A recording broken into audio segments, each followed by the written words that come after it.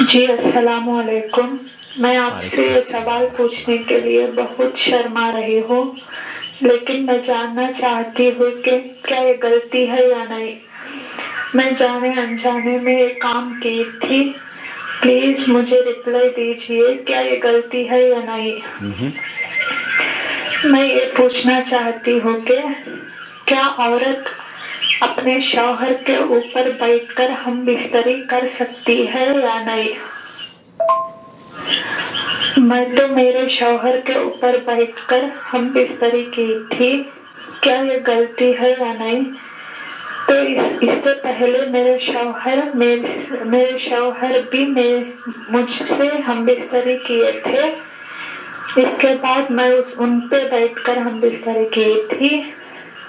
تو تھوڑی دیر کے بعد لڑائی ہوئی تھی تو مجھ پر بہت چلایا اور بولا طلاق. کیا اس حالت میں اللہ دونوں اکبر۔ ہم بستری کرنے کے بعد طلاق بولنے سے طلاق ہوتی ہے کیا. پلیز مجھے غلطی نہ سمجھیں. اگر یہ غلطی ہے تو دوبارہ میں اسے ہرگز نہ کروں گی. پلیز مجھے مہربانی کر کے یہ سوال کے جواب دیجیے. دوبارہ میں یہ غلطی ہرگز نہ کروں گی اور اچھے طرح جینے کی کوشش کروں گی. پلیز رپلائی دیجیے.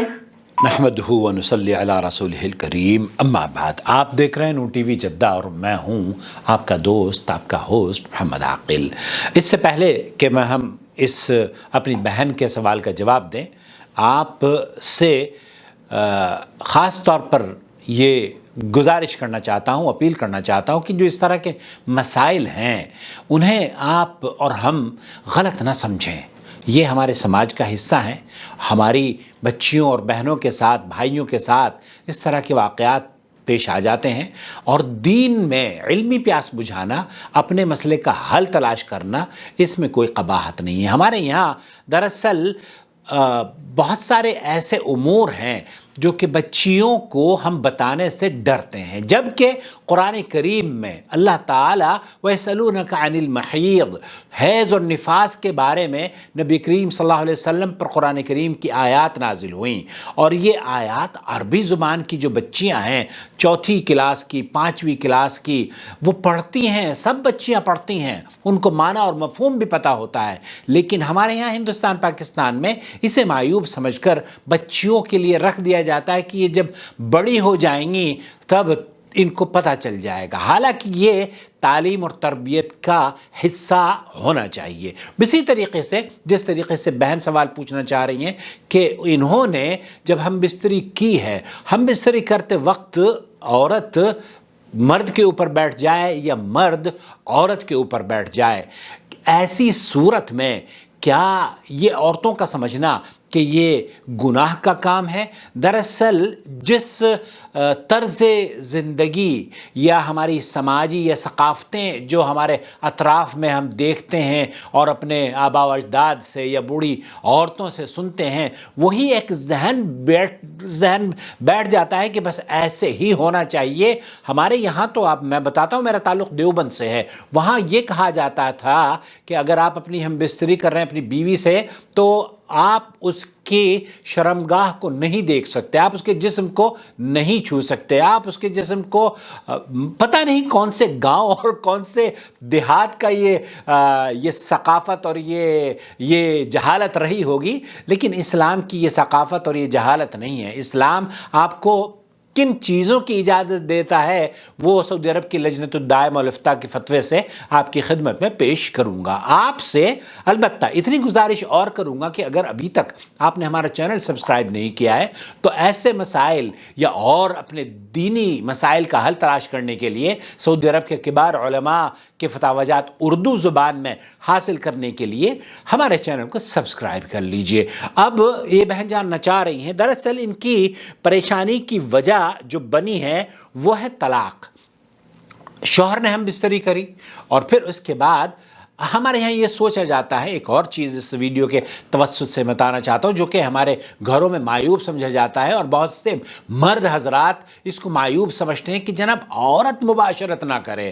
ارے بھائی، جس طریقے سے آپ کو جنسی خواہش ہو سکتی ہے تو کیا عورت کو جنسی خواہش نہیں ہو سکتی؟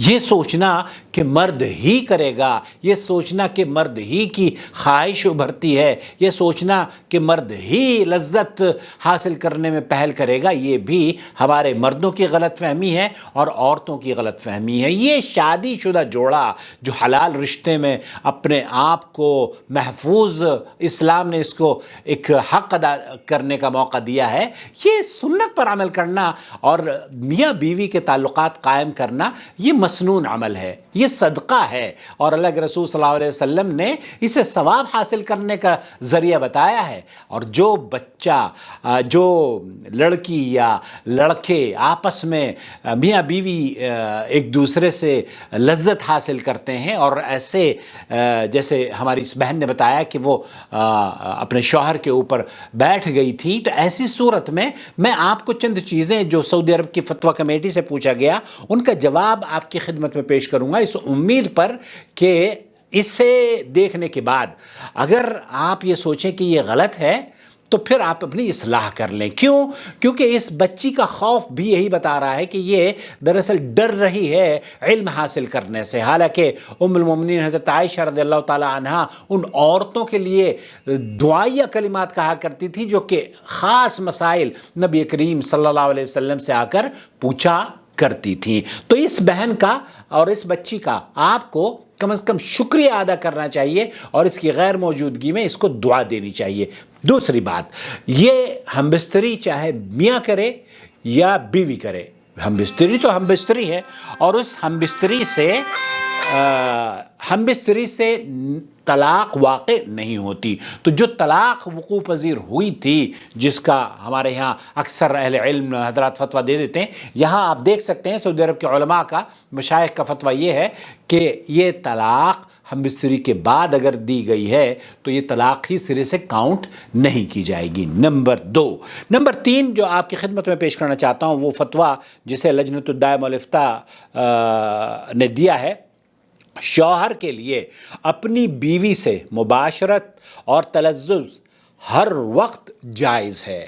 شوہر اپنی بیوی سے لذت حاصل کرنے کے لیے اس کے جسم سے کھیلنا اور ہر وقت کھیلنا اس کے لیے کسی بھی وقت کی ممانعت نہیں ہے سوائے چند چیزوں کے۔ جی غور سے سن لیجئے، صرف حیض اور نفاس کی حالت میں اس سے جماع کرنا حرام ہے۔ اسی طرح وہ اپنی بیوی سے ہر طریقے پر فائدہ اٹھا سکتا ہے، آگے کی طرف سے بھی اور پیچھے کی طرف سے بھی، بس دخول صرف آگے کی طرف ہی ہونا چاہیے۔ تو جو بات یہاں لجنۃ الدائمہ والافتاء کے فتویٰ، جو سعودی عرب کی اعلیٰ فتویٰ کمیٹی ہے، وہ یہ کہ آپ کا جو عدو تناسل ہے، جو دخول ہے، وہ صرف عورت کی سامنے کی شرمگاہ میں ہونا چاہیے۔ پیچھے سے بھی اگر آپ اس سے لذت حاصل کرنا چاہتے ہیں تو پچھلی شرمگاہ میں نہیں، بلکہ اس شرمگاہ میں جو سامنے جس سے بچہ پیدا ہوتے ہیں۔ اور اس کی وجہ انہوں نے بتائی ہے کہ کیونکہ اللہ تعالیٰ نے قرآن کریم میں فرمایا ہے کہ یہ عورتیں جو تمہاری بیویاں ہیں، ہن لباس لکم وانتم لباس لہم، اور اس کے علاوہ کہ اللہ تعالیٰ نے یہ بھی قرآن کریم میں بیان فرمایا ہے کہ یہ تمہاری کھیتیاں ہیں، یہ تمہاری کھیتیاں، اللہ کے رسول اللہ تعالیٰ نے انہیں کھیتیوں سے تعبیر کیا ہے۔ تمہاری بیویاں نساؤکم حرث لکم، تمہاری بیویاں تمہاری کھیتیاں ہیں، اپنی کھیتیوں میں جس طرح چاہے آؤ۔ البتہ نبی کریم صلی اللہ علیہ وسلم کے اس فرمان کی وجہ سے بیوی کی پچھلی شرمگاہ میں عدو تناسل داخل کرنا حرام ہے، کیونکہ اللہ کے رسول صلی اللہ علیہ وسلم نے اس طرز پر کہ پچھلی شرمگاہ میں عدو تناسل داخل کیا جائے یہ جائز نہیں ہے۔ تو آپ اگر عورت مرد کے اوپر آتا ہے یا مرد عورت کے اوپر آتی ہے یا عورت کے پیچھے سے جو سامنے والی شرمگاہ ہے اس میں عدو تناسل داخل کیا جاتا ہے، تو یہ تمام طریقے جائز ہیں اور اللہ تعالیٰ نے انہیں اس میں کوئی ممانعت کی دلیل نہیں ہے۔ بے شک اللہ تعالیٰ حق بات سے شرم محسوس نہیں کرتا۔ لجنۃ الدائمہ والافتاء اور احادیث میں متعدد مرتبہ اس فکر کو عام کیا گیا ہے کہ اللہ رب العالمین بے شک اللہ تعالیٰ حق بات سے شرم محسوس نہیں کرتا، بیویوں کے ساتھ ان کی دبر میں جمع مت کرو۔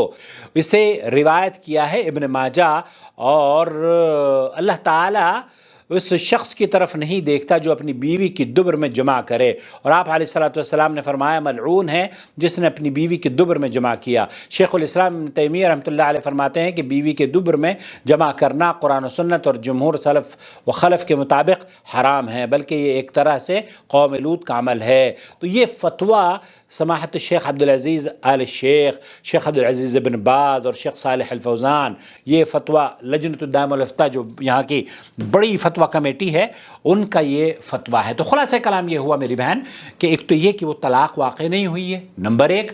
نمبر دو، دین کے مسائل حاصل کرنے میں آپ کو شرم نہیں محسوس ہونی چاہیے، اور نمبر تین، آپ اگر اپنی جنسی خواہشات کو پورا کرنے کے لیے، جو شوہر یہ سمجھا ہے کہ اس عورت نے اتنی جرت کیسے کر لی ہے کہ وہ اپنی جنسی خواہش پوری کرنے کے لیے میرے اوپر حاوی ہو گئی ہے، ایسا ہرگز نہیں ہے۔ جس طریقے سے آپ بیوی پر حاوی ہوتے ہیں، اسی طریقے سے بیوی کا بھی حق ہے، وہ بھی آپ کے جسم کا حصہ ہے، آپ کے جسم کا لباس ہے۔ تو آپ جس طریقے سے اس کے جسم کا لباس ہے، اسی طریقے سے آپ کی بیوی بھی آپ کے جسم کا لباس ہے، اور جو حق اللہ تعالیٰ نے آپ کو دیا ہے نا لذت حاصل کرنے کا، وہ لذت حاصل کرنے کا حق ہماری بچیوں کو، ہماری بہنوں کو اور ان مسلم خواتین کو بھی دیا ہے۔ اللہ سے دعا ہے کہ اللہ تعالیٰ حرام سے بچائے، اور اللہ رب العالمین حلال کرنے میں، لذت حاصل کرنے میں جو طریقے آپ اپنی بیویوں سے اور خواتین اپنے شوہر سے کرتی ہیں، اللہ تعالیٰ ان میں برکت عطا فرمائے، اور مسلمانوں کی نبی کریم صلی اللہ علیہ وسلم کی امت کے اضافے کا اور نیک ذریت کے آنے کا اس ملاپ کو، یا جو بھی ملاپ ہمارے گھروں میں ہماری بچیاں اور بہنیں اور بھائی اور بہن شادی کے بعد کرتے ہیں، اللہ تعالیٰ اس میں نیک ذریت کے آنے کا اس دنیا میں سبب بنائے، تاکہ اس دنیا کو ہم خوبصورت دنیا بنا سکیں۔ تو خوبصورت یہ دنیا تبھی بنے گی جب دین اسلام کی تعلیمات سے آپ خود بھی باور ہوں گے، اور دوسروں کو بھی اس چینل کو پروموٹ کیجئے۔ آپ اس چینل کو اگر پروموٹ کریں گے تو جہاں تک آواز جائے گی، یقین جانیے آپ کی اور ہماری اصلاح بھی ہوتی رہے گی، ہمیں صدقہ جاریہ بھی، ہمیں ثواب بھی ملتا رہے گا۔ اور اس چینل کو آپ جوائن ممبرشپ کے ذریعے اس کی اسکیم کو جوائن کرنے کے بعد سپورٹ دینا شروع کر دیجئے۔ پہلی سپورٹ جوائن ممبرشپ کے ذریعے جو آپ ہمیں دے سکتے ہیں وہ سپورٹ ٹو محمد عاقل ہے۔ آپ اس پیغام کے ذریعے ہمیں یہ کہہ سکتے ہیں کہ ہم آپ کے اس کام کو پسند بھی کرتے ہیں، اور ویل ڈن محمد عاقل صاحب، آپ جو کارنامے انجام دے رہے ہیں، قرآن و سنت کی شمع روشن کر رہے ہیں، ہم آپ کے چینل کو یہ سپورٹ پیش کر رہے ہیں۔ دیکھیے کتنے لوگ ہیں اس چینل کو دیکھنے کے بعد، اس ویڈیو کو دیکھنے کے بعد سپورٹ کا اظہار کرتے ہیں۔ اپنے کمنٹس میں ہمیں بتائیے گا کہ آیا اس چینل کو آپ سپورٹ کرنا چاہتے ہیں یا نہیں۔ والسلام علیکم ورحمۃ اللہ وبرکاتہ۔ وما أرسلنا من قبلك إلا رجالا نوحي إليهم فاسألوا أهل الذكر إن كنتم لا تعلمون بالبينات والزبر وأنزلنا إليك الذكر لتبين للناس ما نزل إليهم ولعلهم يتفكرون أفأمن الذين مكروا السيئات أن يخسف الله بهم الأرض أو يأتيهم العذاب من حيث لا يشعرون